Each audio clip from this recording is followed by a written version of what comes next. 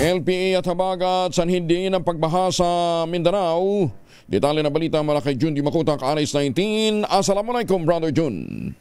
Alaikum assalam, Kuyang Angel. Patuloy na nararamdaman ang low pressure area at ng habagat na may hatid na kalat-kalat na pag-ulan sa iba't ibang bahagi ng Mindanao.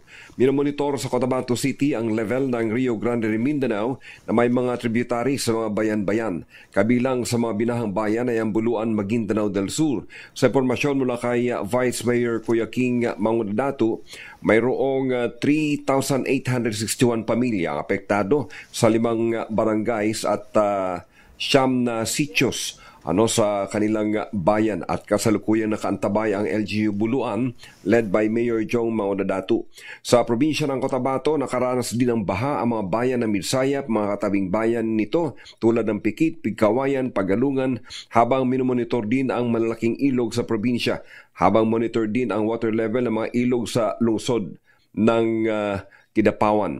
May pagbaha din sa Tantangan, South Cotabato at mga katabing bayan nito at may matinding baha rin sa Zamboanga City.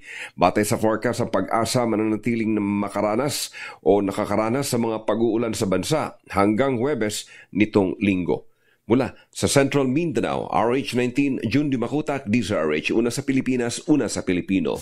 Magandang umaga, Pilipinas! Sukran, Jun.